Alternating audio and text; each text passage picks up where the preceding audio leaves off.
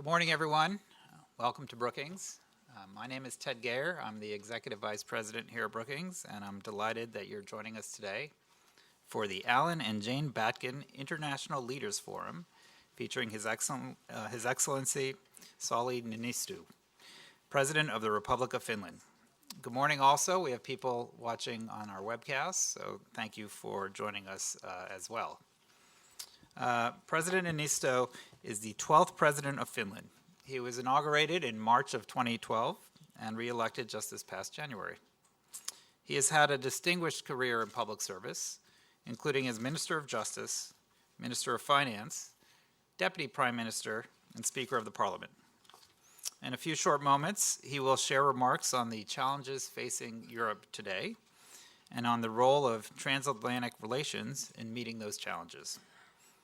Following his remarks, he will be joined by my friend and colleague Strobe Talbot, who among his many accomplishments, one of the big ones, he dealt with me as he was my boss as the president of Brookings, so kudos to him. Everyone should pat him on the back for that one. But it's very nice to see you again, Strobe. Strobe will lead a discussion with President Niinistö, including fielding questions from the audience. So as he talks, you might want to start thinking about which questions you want to ask. One quick reminder today, as the cameras would suggest, the event is on the record. And with that, let me again thank everybody for coming. Special thanks again for being here, President Niinistö, for coming to Brookings. It's probably been a pretty busy week this week in New York, so we really appreciate you making the stop at Brookings. So I'll turn it over to you now. Thank you.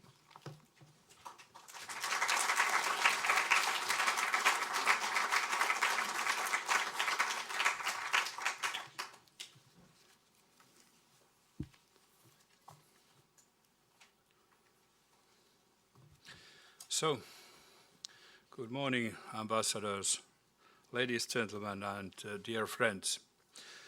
I want to thank you for your kindest introduction. It is a great pleasure to join you here this morning.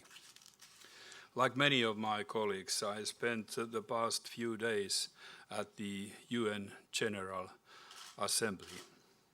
The sentiment I took away from the speeches and discussions there is not new, but it became much clearer. We are experiencing a fundamental transformation in international relations. The balance of power is changing.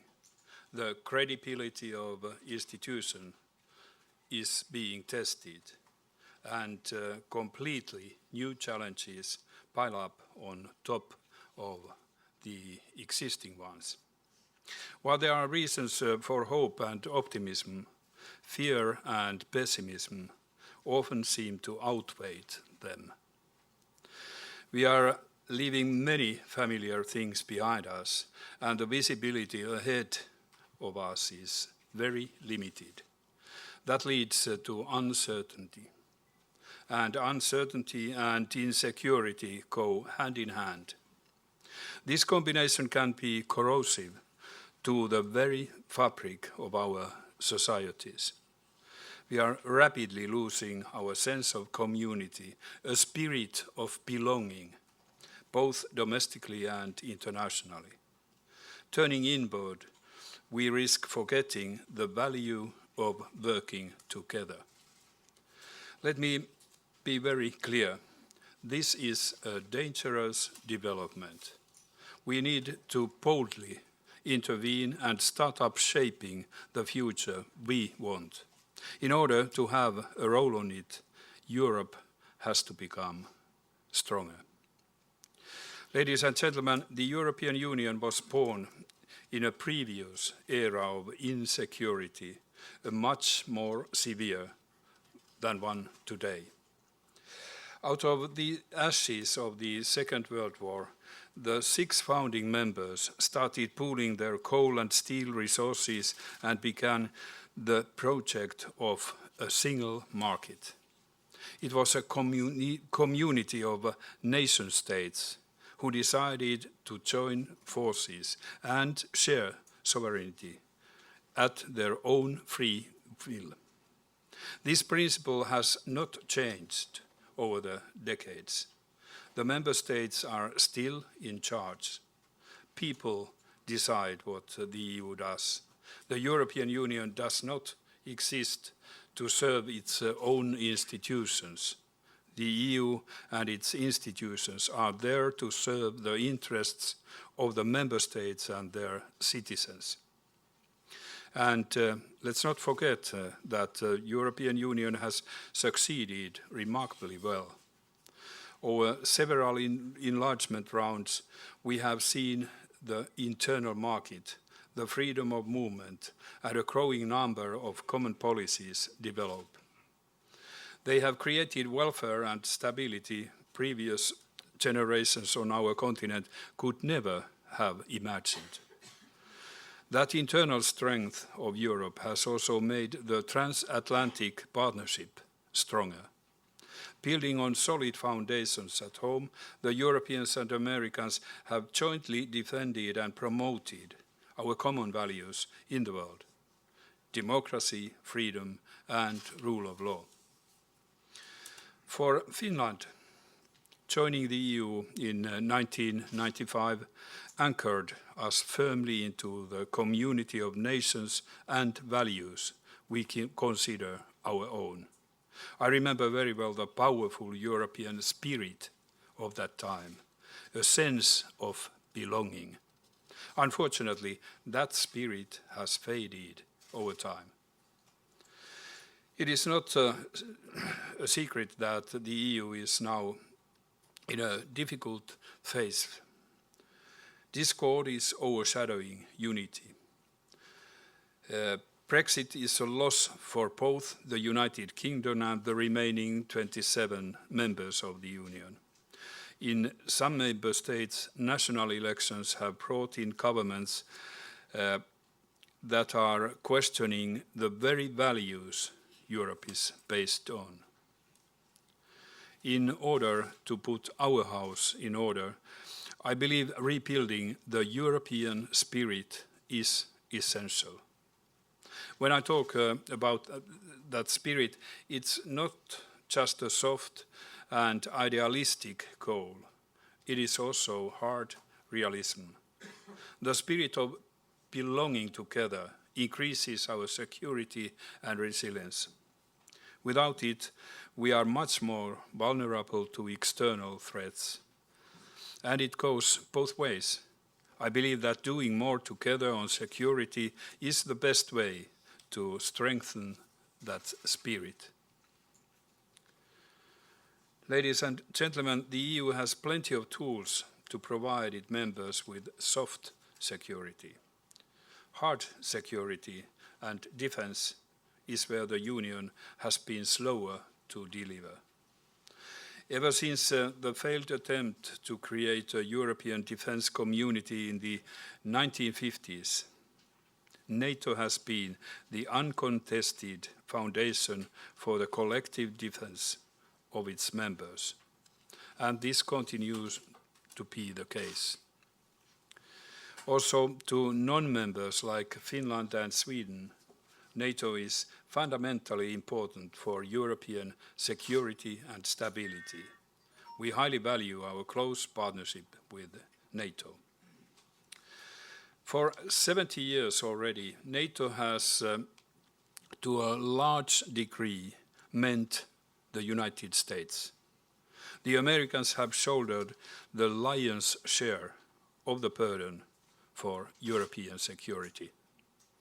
It has been highly valuable for Europe, and we fully understand why the US expects Europe to do more for its own security. And this is precisely what we aim to do now. I have been calling a stronger European defense for over a decade already. I'm delighted to see that there is finally movement in this field in Europe.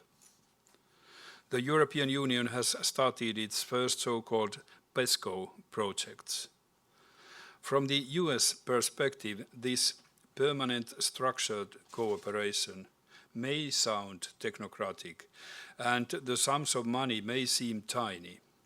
but it is an important step in developing the EU's defence investment capabilities and readiness. There is now also a fresh discussion about the Article 42.7 of the Union's Lisbon Treaty. For those who are not familiar with the treaty, this article declares that EU member states have an obligation of aid and assistance by all the means in their power if another member is under attack. I'm glad that we are finally beginning to address what that would mean in a crisis situation. A core task of any union is to protect its own citizens. I know that European strategic autonomy is almost a dirty word for many here in Washington. Let me assure you, the growing European activity in defence is not an attempt to undermine NATO. On the contrary, it aims at developing stronger European capabilities. Those capabilities can equally be deployed through NATO, through the EU, through multinational coalitions, or nationally. This is not a zero-sum game. A stronger Europe means a stronger NATO, and a stronger Europe is a more useful partner for the United States. Finland takes its own defense very seriously. After the end of Cold War, we never let our guard down. Our citizens will defend their country, and the will is strongest in Europe. Maintaining a strong national defense sends two powerful messages. It is a threshold against potential aggressors, and it makes us a more interesting partner. This is evident in our close bilateral cooperation with many NATO countries, including the United States. Ladies and gentlemen, in these turbulent times, a stronger Europe is in the interest of us Europeans. But my argument is that a stronger Europe is also a shared transatlantic interest. Let us just take a look at geopolitics and the two other major actors in the world. China and Russia are both seeking to increase their influence in our neighborhood, in Europeans' neighborhood. Russia has been doing it aggressively, flexing its military muscles and also using them, as we have seen in Ukraine and Syria. Chinese means have been more subtle. Towards Europe, both of them are currently showing a friendly face.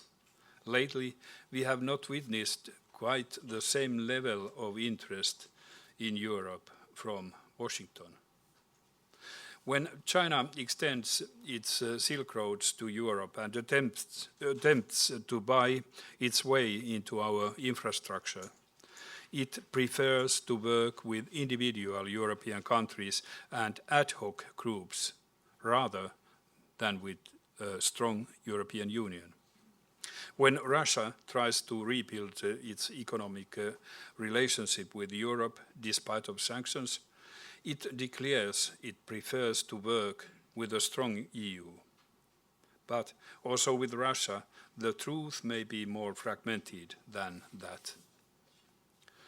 Beijing and Moscow certainly have paid attention to the signs of a rift in the transatlantic relation. It cannot be in the US interest to have your major adversaries gain a bigger foothold in our European continent. A strong and united Europe is better equipped to resist them. Common competitors unite us, and so should common interests. I say this fully aware of the fact that the US and Europe now have open disagreements in many areas, from foreign policy to trade. But where can the US find a more reliable partner than Europe? The same question applies even if we think of the transatlantic relationship as a transactional relationship. Our economies are deeply intertwined. There may be trade deficits on one side, but services and foreign direct investments balance the picture. An open and free trade benefits us both. The transatlantic value chains foster competitiveness in European and American companies alike. Climate change and other environmental challenges will require completely new technological innovations. Our companies, universities, and research labs have a lot to offer to each other in this field. Together, we can ensure that standards continue to be set by democracies, not by others. Technological cooperation across the Atlantic will also help us face even more complex hybrid and cyber threats. And finally, beyond geopolitics and transactionalism, we should not forget how invaluable the transatlantic link is in its own right. I mean invaluable in both senses of the word. Extremely important, but also valuable beyond estimation. Something of such immaterial value that is impossible to measure in dollars or euros. Let's call the transatlantic spirit a sense of belonging together. We can't afford to lose it on neither side of the Atlantic. Thank you.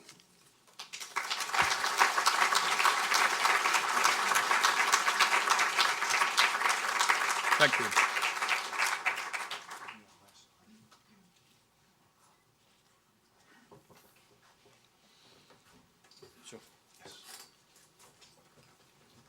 I'll pour you some water.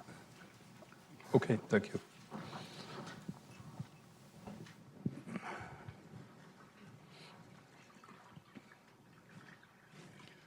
Thanks. Good morning, everybody. This day is, at least on this premises, is off to a very good start.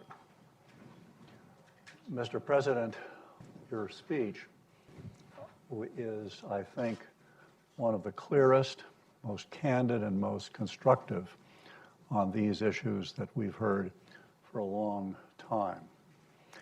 What I would like to do before we open it up to the audience is pick up on a couple of issues that you struck on in your speech.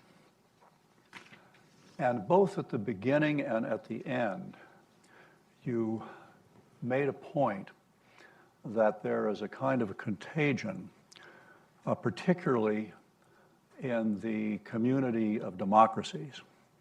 And the contagion is that the nations involved are turning inward, and also segments within those nations are turning inward. And that could be tragic and dangerous. We're dealing with this in our country. There are a number of Brookings scholars around the room who are trying to go back and do a diagnosis on what's behind that. What is your own diagnosis of the problem in Europe? I'm not a doctor, but nevertheless, yes, you said that somehow nations are, well, turning in. We have to ask why. One element, not a total explanation for this, we heard this week in New York, in United Nations, the word patriotism very many times. Now we should think what each of us means by patriotism. We would like to define in Finland, in a way at least I have, that you love your country. You're ready to defend your country. But you do not have a feeling that loving your own country means something bad to other nations. No. On the contrary, you should feel that the more I love my country, I try to work with similar people elsewhere. But this would be, I guess, too easy explanation. Behind that people tend to, well, understand patriotism in a different way, that it is that we are important, nobody else, and we keep our interests and don't let anybody to come nearby. Something is behind that so many people in Europe here have started to think in this way, and I would say that the traditional political systems, even in democracies, have to look at a mirror. Something has not been made in the best possible way if people, so many people, think otherwise. What that mirror might tell, that is a bit difficult to say, but studying your own footprint, you maybe learn to walk more straightforward. A good doctor would probably underscore that. Is there another part of the problem, and that is a growing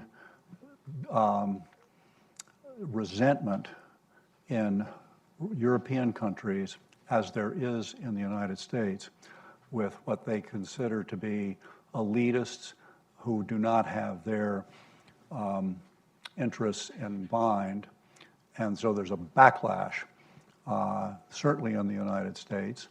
We can see it in the low public opinion of our Congress and the federal government. Is there something like that going on in Europe as well? Yes, but maybe the picture hasn't changed that much. It has always been, well, a great pleasure for voters to say that, well, they don't know a thing. I mean, members of parliament, sometimes even president. but has the sentiment behind that changed somehow? I have heard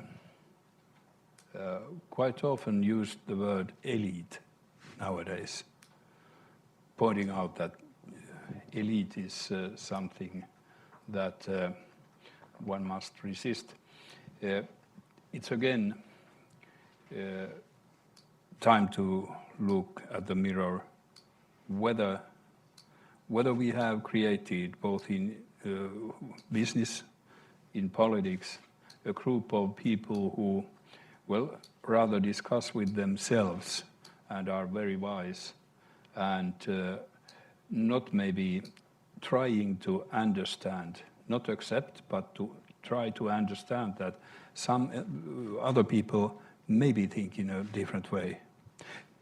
Very many of those people I have met who have been very critical on different issues seem to be more satisfied after discussing with them if you tell them, well, I understand your point of view, but I don't accept it because my point of view is different, and then explain that. But many people are clearly satisfied. I have been heard, is the message. I have been heard. And maybe we have now, during the social media, forgotten a straight contact and, let's say, a polite way of discussing, even if you disagree.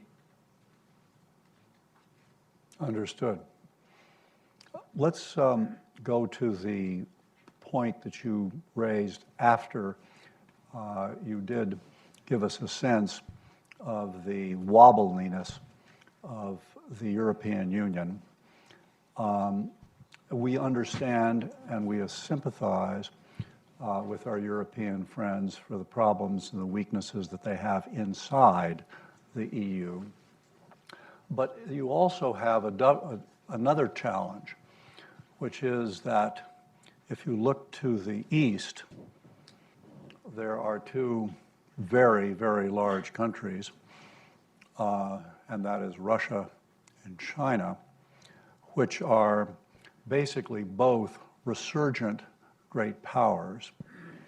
And you look to the west and you see us, the United States, that for the first time in 70 years is seriously pulling back.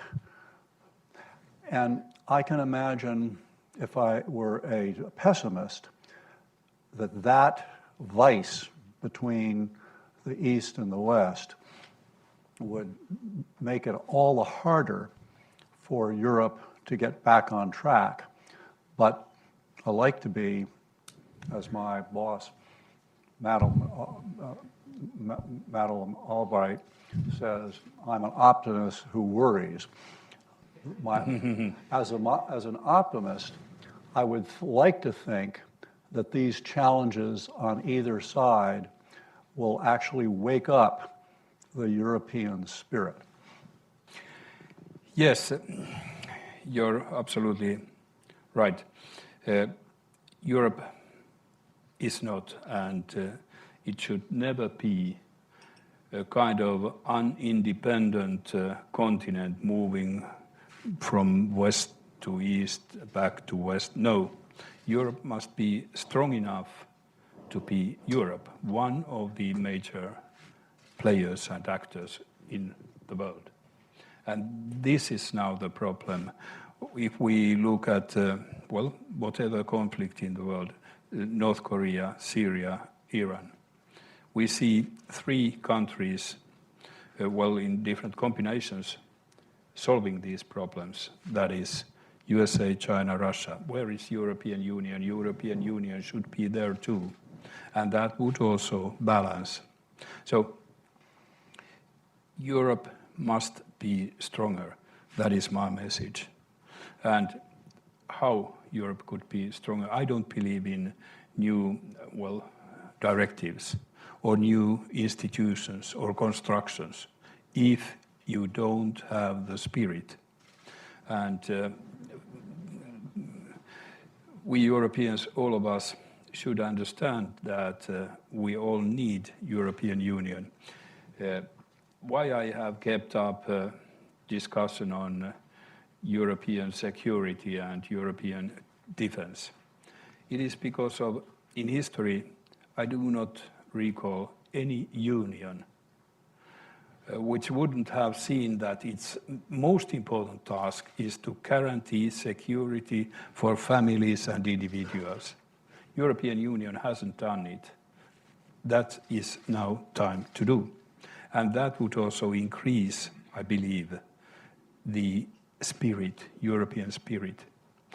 And that would also help Europe to become great again. After the Cold War, 90s, in the beginning of this millennium, we learned to live in a beautiful world. And for example, in Europe, very many countries reduced their defense forces because, war, that's so far away. Such things doesn't happen. But now we still should think in Europe beautifully, good things. But we have to understand that there's also bad existing in the world. And you have to be strong if you want to deliver your good message. Because if you're weak, nobody believes you. Well, that goes directly to another thought that came to me as I was listening to you, and that is the idea of mutual security guarantees is obviously what you're referring to, at least in Yep. part. What are the ideas and the plans for backing the guarantees with hard power? First, the agreement, Lisbon Agreement, was agreed, if I remember correctly, 2008.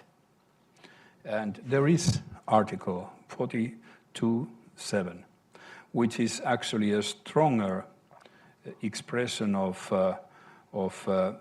mutual responsibility if we meet aggressive behavior, stronger than Article 5 in NATO's papers. As strong? At least as strong. It's written strong. I now talk about written, not concrete life. And but after all the members signed the agreement, nothing happened. So we have a very strong expression in our agreement, but nothing behind that. And that kind of discussion has now started. I have tried to keep it on for at least 10 years, and I greet with pleasure that the discussion has now begun. Because I come back to union. Which kind of a union is such that, if some parts of the union are under aggression, so we just turn our face and say, well, maybe we are less next week. I very often try to think about United States and why people in Montana to Texas, in a way, when they see the flag or they read the Constitution, they have respect on that. There's the spirit, even though those people, according to my understanding, are quite different from each other, but they have the spirit. They belong to somewhere. And why Europe is not capable of creating this kind of spirit, that is a huge question. I do understand that European Union is a quite young phenomenon if compared to United States, but if we go 100 years back in time, so you had the spirit here already, and then you were not that old after Civil War.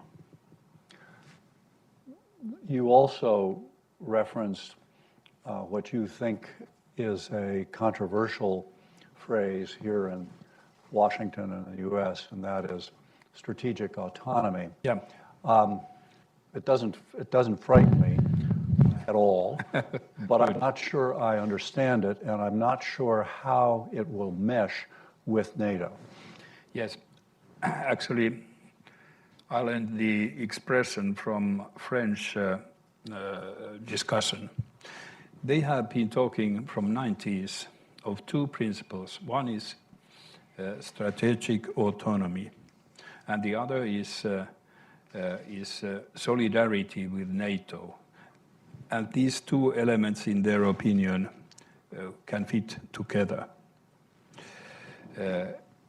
I would define now strategic autonomy in a way that, like I said, that Europe must take care more of its security and its defense.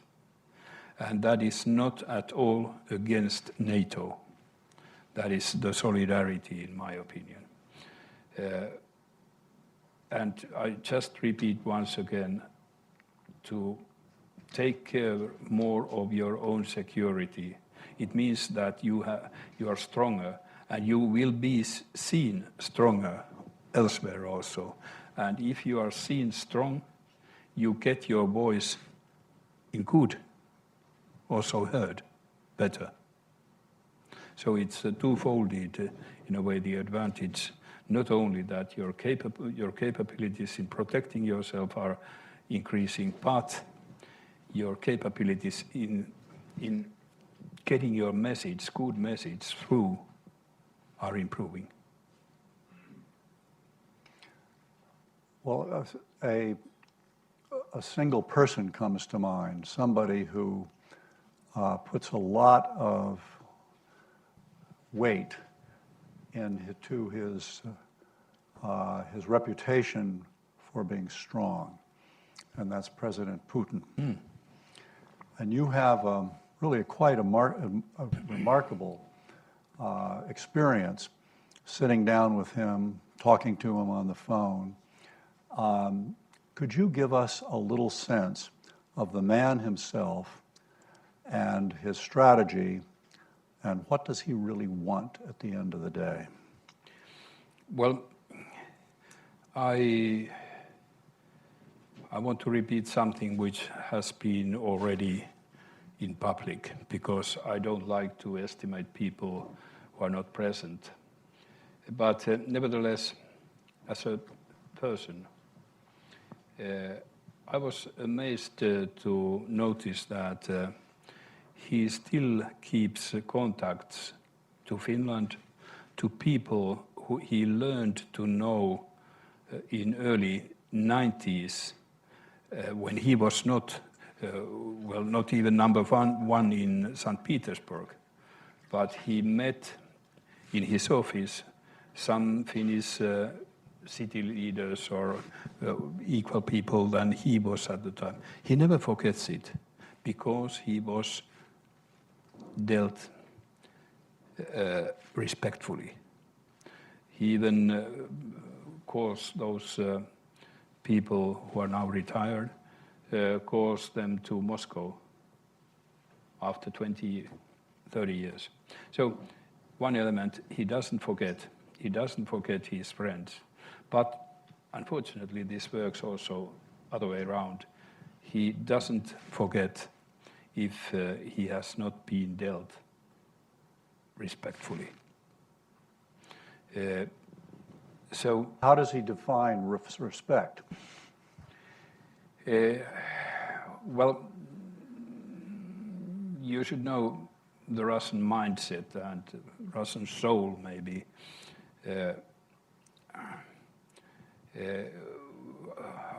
Hardly in his personal life, but if we now talk about, and he combines very easily, like very many Russians. My pride is similar to Russian, the state of Russia pride. And if it's hurted the state, I'm personally hurted too. And I guess that if Putin is hurted somehow, he feels that it is against Russia too. And thus, it's a bit same thing, talk about respect of the state and the state leader. And I believe that respect means, well, it means what we mean, but maybe a bit more, that respect is also a sentiment where might be a bit of, not necessarily fear, but let's say that others are careful when handling you. Careful. Not maybe fear, but careful.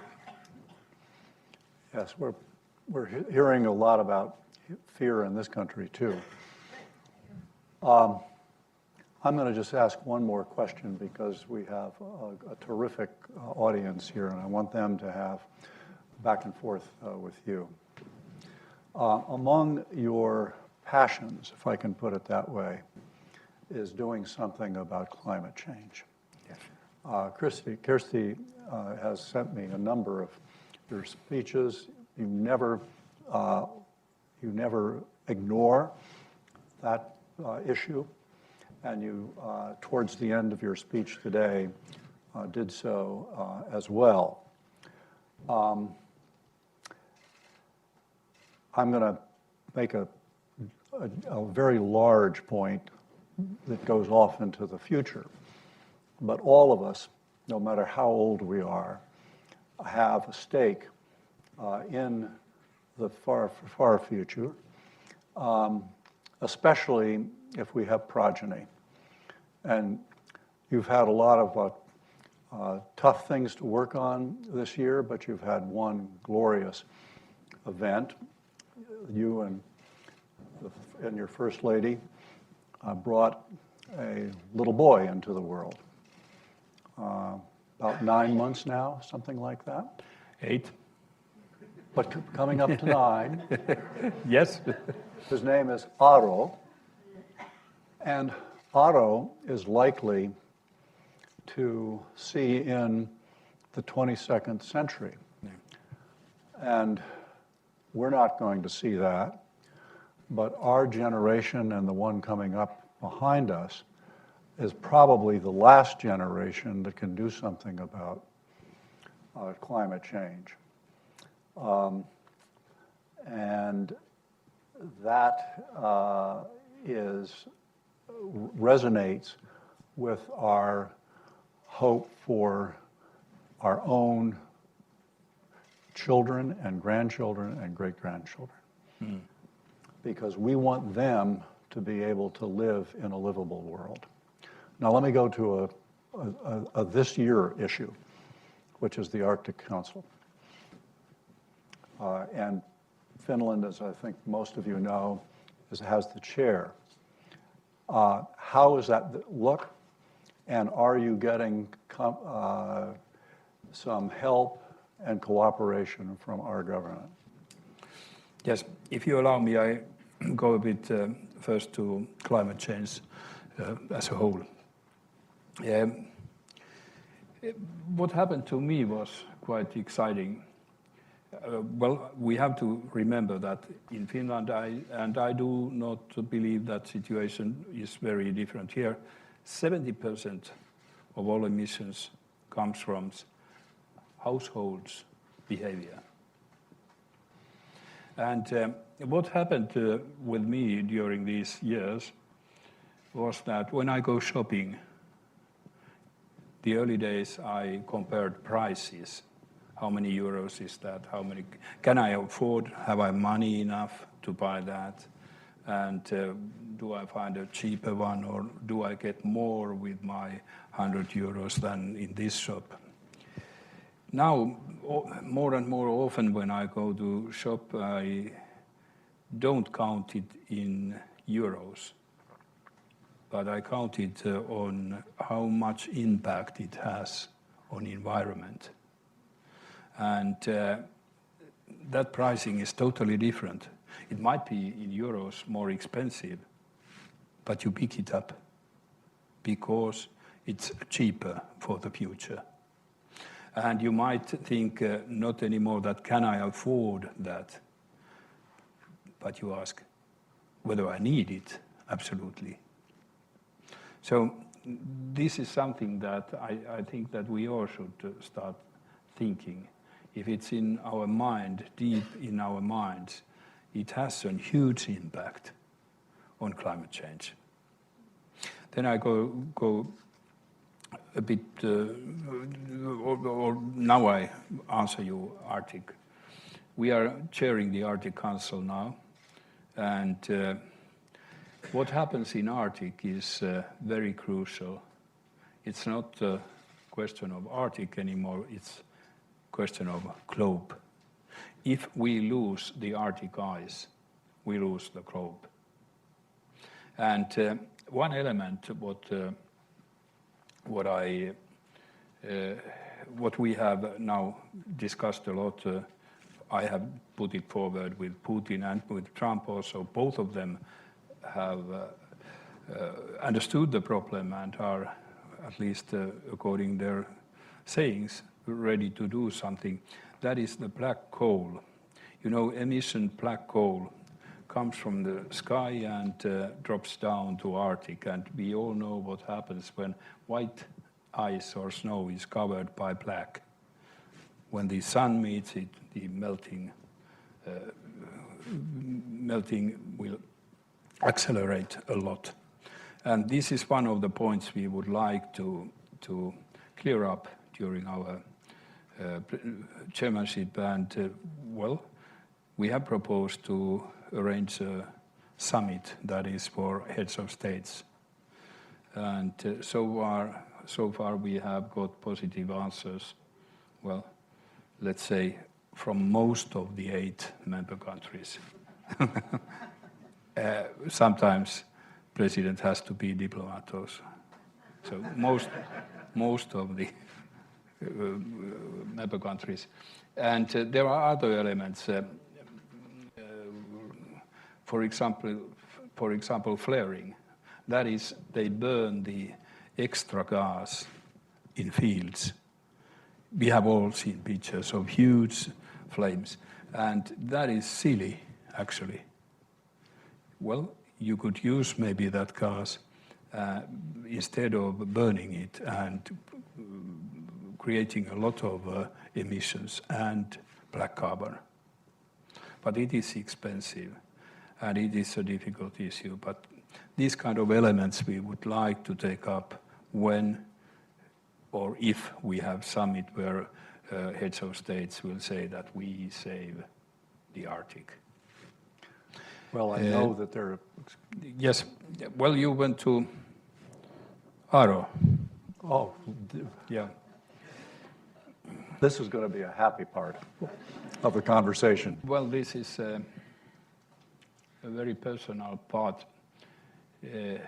Sometimes when I look at his blue eyes, I ask myself that what kind of a world those eyes will be looking in the future. And that, dear friends, puts you thinking. Well, in his long life on a livable planet, he will know that his father made it a livable planet. Hope so. Let's open it up, if Yep. we could. Just a couple of things. If you would, I'll try to be as democratic as possible. Please wait until you get a mic. Please ask a question that's a sentence with a question mark after it, so that we can use the time that we still have to listen to the president. Okay? You, and then the lady behind. So we're going to 1, 2, 3. This gentleman here in the third row, that gentleman, and then the lady behind him. Thank you very much, Strobe. Thank you, Mr. President, for just a terrific speech and dialogue. My name's Rafe Pomerantz. I chair a group called Arctic 21. Ray, bring Closer? Yeah. Louder? like Okay. like a rock star. Oh, that's me. Yeah. Okay. So,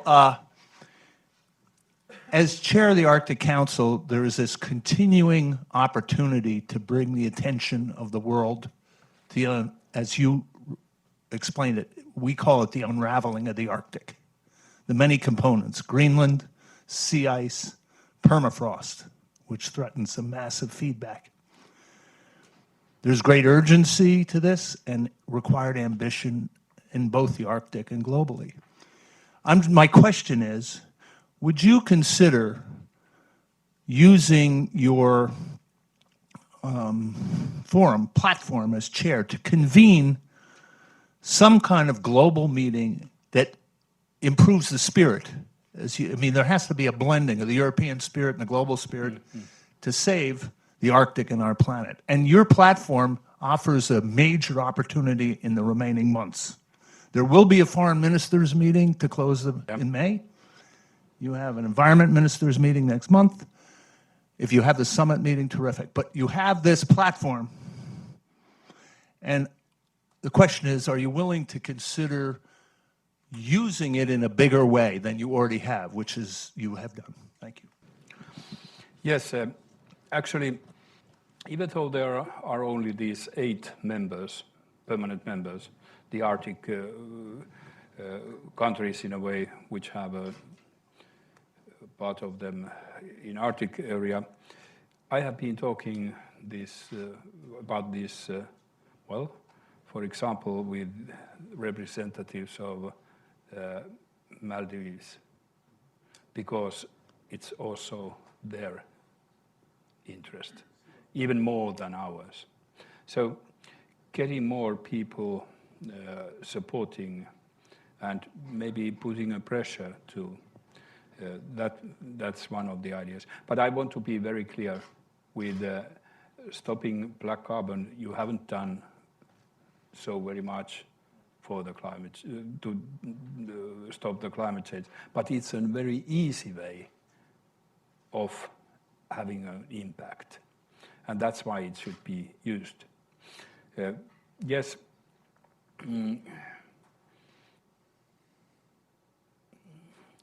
We use that platform as strongly as is possible. And I'm very delighted to have after noticing that this message is understood. It was understood in White House, it was understood in Kremlin. And sometimes it is good to start with something concrete, even if it's not that big step. Because if you take a first step, maybe you are prepared to take another and plenty of more.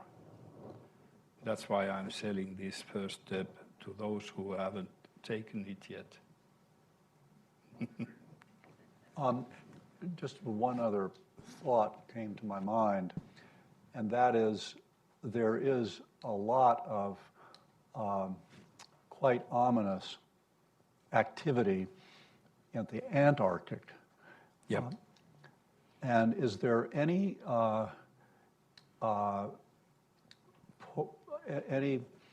set of ways to get at that problem as well? Yes, it is many times bigger problem if we are losing the Antarctic. Even bigger, a lot more bigger than Arctic area. But I guess it's different. It is more depending on the fact that that climate is warming up. Surely that has an impact also on Arctic, but this kind of extra element like the black coal, I do not believe that that is a big issue in Antarctic. But climate change is, and it's dangerous. Do nations in the southern hemisphere, are they getting together in the way the northern hemisphere? We have to push them. Yes. We have to push them. And also in this aspect, I mean, if we can do something to wake up people understanding the Arctic, maybe that leads to think about more about Antarctic surroundings too. This gentleman here, I think, is next. Oh, sorry. Okay, Saska Saarikoski from Helsingin Sanomat Finnish Press. Could you a little bit elaborate your thinking about European defense, about this 427? Some people have said that it's very open, you know, you must come to aid a country in distress, but it can mean like sending olive oil if you want to. So should that be defined more security-wise, kind of pinpointing the military measures, or are you talking more about common European army, or how far are you ready and willing to go? Like I said, it's written text, but even though it's 10 years it was written, actually nobody is very prepared to answer what it means. That's why I have been asking for years from other European leaders, state leaders, that how you see this. How do you understand that your country understands this? Because it applies every country with all possible means to help. What are they? And nobody actually has so far answered to me, and I haven't answered. So now ongoing discussions, for example, with President Macron, well, I think that we little by little start to get to discussion what each of us means by that. I do not believe it means European army. For example, NATO hasn't got an army of its own. NATO's troops are national troops and they only put the cock-out of NATO if they are serving NATO. So it's not a relevant issue to create armies, because in Europe we have 28 armies, actually. But I can't actually answer you more exact, because there is not an exact answer, which we are looking after now. Will there be progress during the course of this year, do you think? Not that fast. The lady here.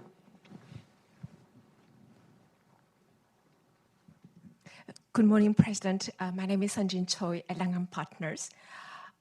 Finland will take over EU presence next year. So would you perhaps share with us what are the priorities?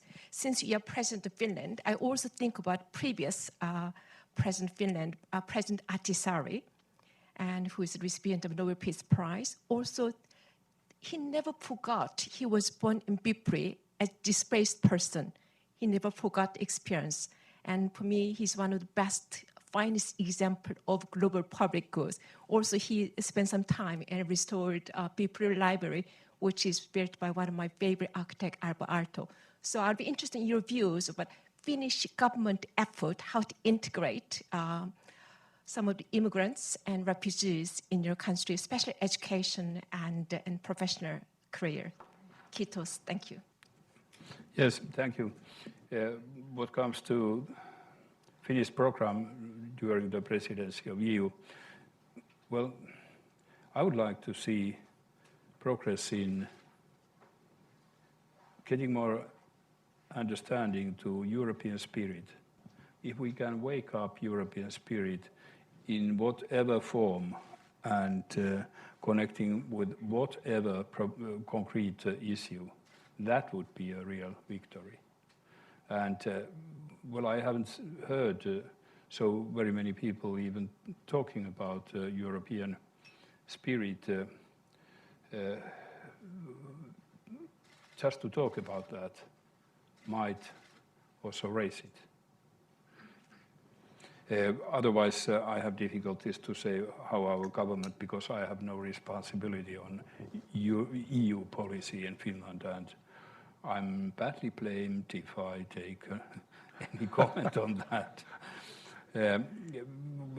President Ahtisaari, what I didn't actually. He was born in Bipri.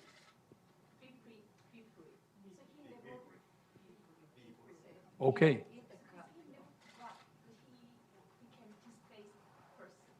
Yeah. Okay, yes. You mean that he's a refugee himself? Exactly. Okay, yes. Yeah. So I'll be interested in Finnish government policy toward integration of the migrants. Yes. You maybe know that Finland received quite a lot of migrants a couple of years ago, and now the discussion is that whether we should increase the amount of the fixed amount of refugees we take every year. And I have said, well, this is just my opinion because I'm not deciding that, but I think we could increase that a lot with one condition, that European Union takes more responsibility of its borders and creates more unified criteria how the processes are being done. The context of processes is in international agreements, but how the processes are dealt, and then also how member countries show solidarity, because everybody must be prepared to take migrants. But the best possible situation would be that there are big migrant camps all over Middle East, Turkey, wherever, that people would stay there and Europe should pick up people from there. And in that case, I think Finland could well increase a lot its fixed amount of yearly fixed amount of refugees. We are doing our best to integrate those people.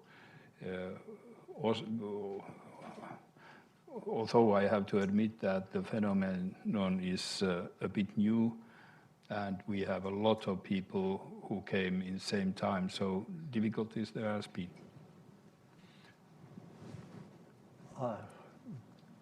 That gentleman there, the lady, and then that gentleman there. We'll do it in the threes.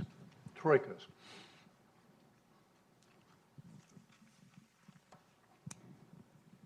Thank you. Markus Tittola, Iltalehti, Finnish media.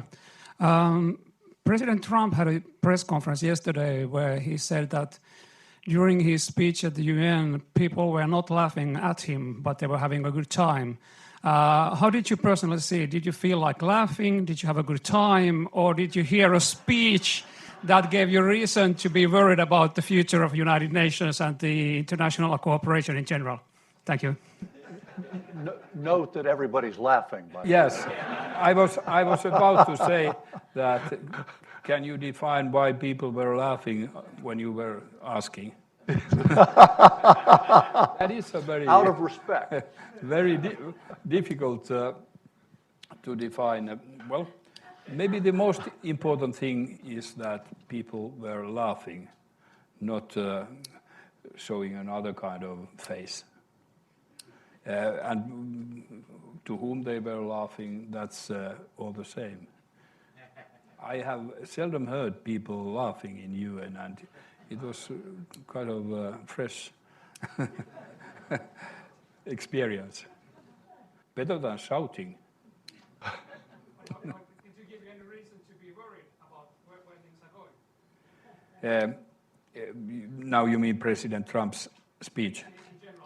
It was very similar, actually, than it was last year. Its contexts, no differences. But the way he put it forward this time was a lot more polite. I don't know whether we can read anything out of that, but nevertheless, he said in a different way same things he said a year ago. And, for example, he's demanding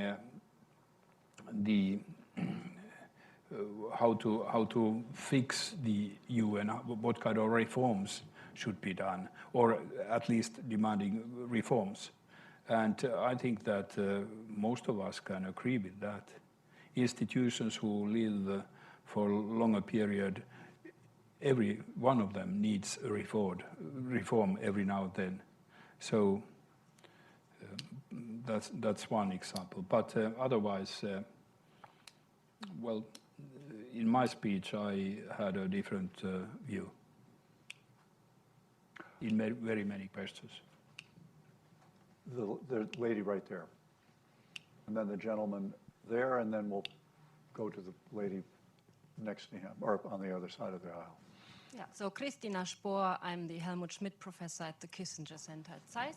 Could you hold? Yeah. I would like to ask about the global order and how you, from a Finnish perspective, see the challenge of the opening Arctic if you think about the Chinese term Polar Silk Road and the unholy alliance between Russia and China when it comes to shipping in the far north and oil and gas mining? Thank you.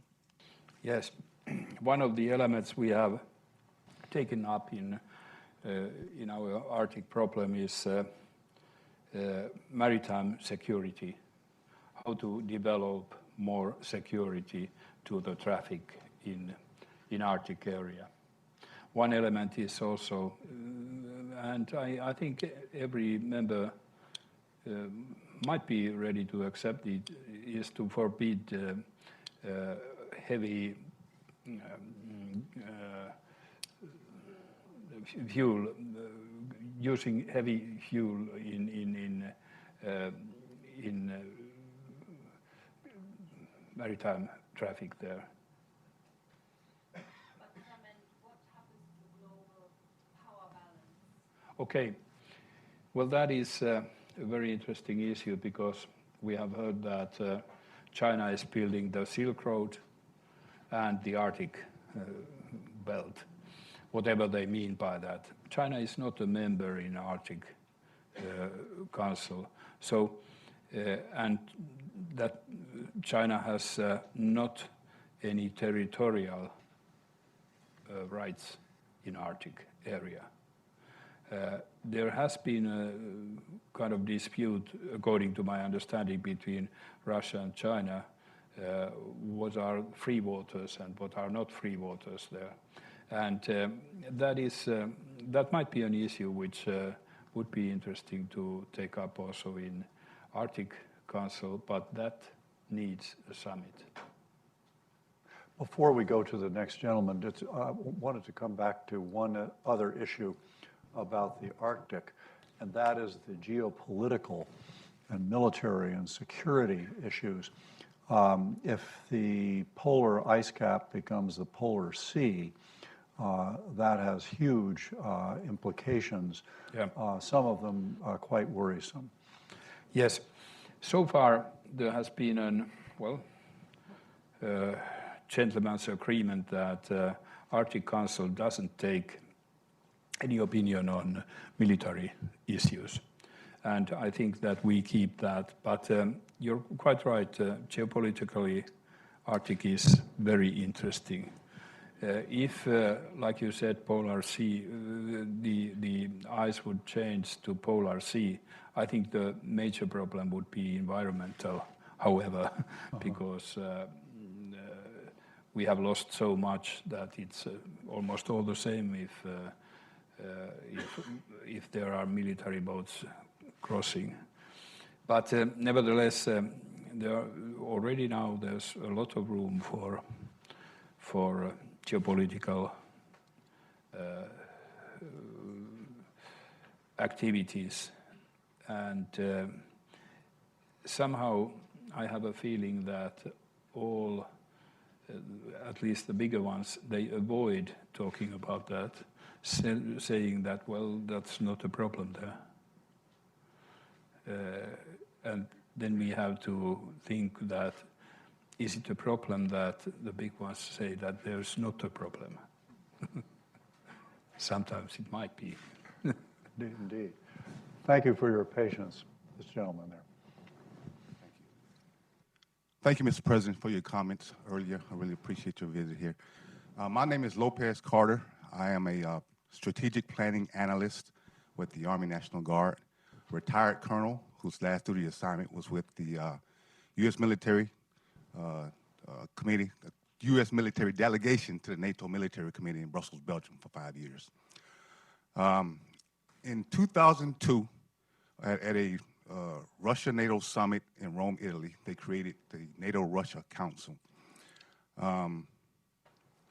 It is my contention, and I'm speaking on behalf of Lopez Carter, not the U.S. Army or anyone else, that the Russians use what we call in the United States Army an intelligence preparation of the battlefield. By that I mean they studied the nuances of NATO collectively and individual member nations to understand how NATO might respond to any aggressive actions on their part. Hence, in 2008, the aggressive military actions against Georgia. A few years later, the aggressive military actions in Ukraine, the continued meddling in Western elections, the somewhat aggressive action against our NATO allies in the Baltics, Estonia, Latvia, Lithuania, with the very muted response from the international community. Not a zero response, but not a very aggressive response to these aggressive actions on the part of NATO, on the part of Russia. And I'm just interested in your perspective on that, if there should be a stronger response to these aggressive actions on the part of Russia, or if you agree with the present course and the present responses that have been done. Thank you.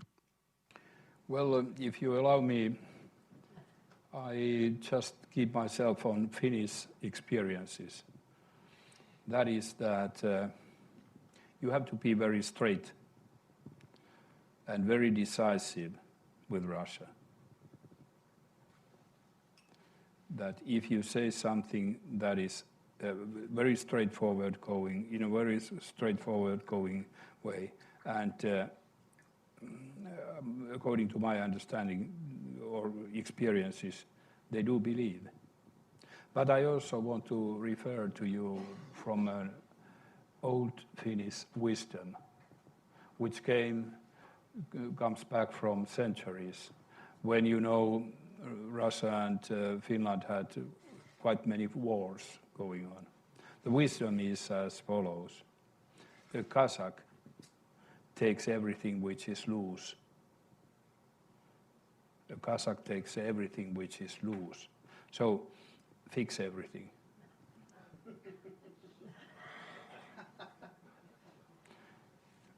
This is how we do, not leaving unfixed loose. Or ambiguity. Yep. Lady across the aisle. Thank you, Mr. President. I am Wanmeng Liu. I'm from China, and I'm an undergraduate student at the George Washington University. And my question is, how can education make Europe stronger, and how can young students or young people not only learning taking care of themselves and their responsibilities, but also form the social consciousness and the willing to really care for the world and other people in the world? Thank you. I didn't hear the rest. Education. Yes. Yep. Education in Europe for foreigners, or? No, I think we're. I'm sorry. Okay. Keep a bit closer. Okay. My question is, how can education make Europe stronger? Okay. And how can education help the young people to form social consciousness? Thank you. Thank you. Education in Europe, like education worldwide, makes us stronger. It's a similar phenomenon all over the world. And it is an important factor for the future, because the more you educate, the more you learn, and the more you hopefully understand also from our common future. I mean also climate change, or the risks we are facing. Finland has always been very supportive on education. We have been #1 in PISA studies very many times. And I have been often asked that, how is it possible? Is it you're using a lot of money or something like that? No. My answer is respect. If people respect education and people respect teachers, so the result is absolutely good. If a respected teacher gives to pupils and youngs information, and those youngsters respect having it, so the result is very good. We have to respect education. I might just add something from this side of the ocean and in this country. A lot of people are convinced that we can overcome our societal and political problems if we put much more emphasis on civics and American history in our curriculum here in this country. Yeah. Yes, this lady here, and then the lady with the blue, and then we'll come back to you. Hi, my name is Maria Anala. I'm a journalist at the Finnish news agency, so also a member of the Finnish press here. In the beginning of your speech, you talked about how many people in many countries seem to be losing their sense of community and sense of belonging. And you said we need to do something about it. And you also mentioned that we need a stronger Europe because of that. Could you tell us a little more about what, in your opinion, we could try to do about it? What can we do? What can countries do? What can a stronger Europe do? What can all of us do? Yeah. If we start from the European scale, I said also that Europe should secure people, give security to families, to ordinary lives, so that people can trust that whatever I'm doing, it's in my hands because I can take it, do it in peace. But if we go deeper down to different countries or nations, so to keep everybody as a part of society is, well, what we have seen in Europe, and I guess here too, a bit difficult. More and more youngsters seem to somehow be outside the society. And that is a very severe problem. Maybe to some extent what I said about listening to be heard, that is of some help. But education is also here a very important factor, that everybody has a possibility taking care of that. Yes.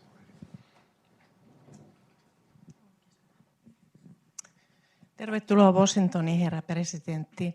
I'm Maija Härkönen. I am a teacher. I work for Claremont McKenna College, which is located near Los Angeles. We have a Washington program here.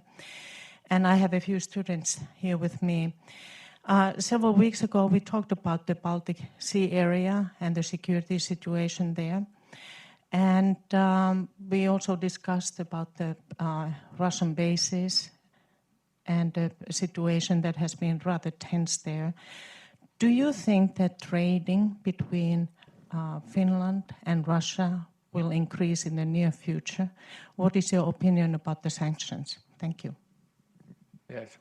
What first comes to Baltic area, well, there are tensions, but I would say that the tensions haven't increased during the past few years. It seems to be, well, stabilized tensions. Well, that is better than unstabilized tensions, but nevertheless, NATO presence there in Baltic countries is of most important. And with Finland and Russia, what did you ask? Economic relations. Yes, they are not that large as people usually think. And I guess that Finland has been suffering more from the sanctions than any other European Union country. But in spite of that, we are very firm on keeping on the sanctions as it is agreed in the European Union decisions. Well, we suffer, but nevertheless, we keep them firm. what comes to the future, well, everything is depending on how the Minsk agreement is fulfilled. Nothing has happened so far, so there's no way of opening up sanctions. And outside sanctions, yes, there's trading. Every country, also USA, has trading with Russia, but it is limited. And I see no change in nearby future. Since that's a not hugely optimistic note to end on, I would like to end on one that is very much optimistic. It goes back to Aro. Yep. I would bet, and I certainly hope, and I know you do as well, that when Aro goes into, say, 5th grade, Yep. He will be living in a European community with a European project that's getting its mojo back, and his dad will have helped. So please, first of all, after giving applause to our guest, stay in your seats so that we can get him out for his next appointment. Thank you so much, Mr. President. Thank you so very much. Thank you. Thank you. Thanks for watching. Be sure to like and subscribe for more videos from Brookings.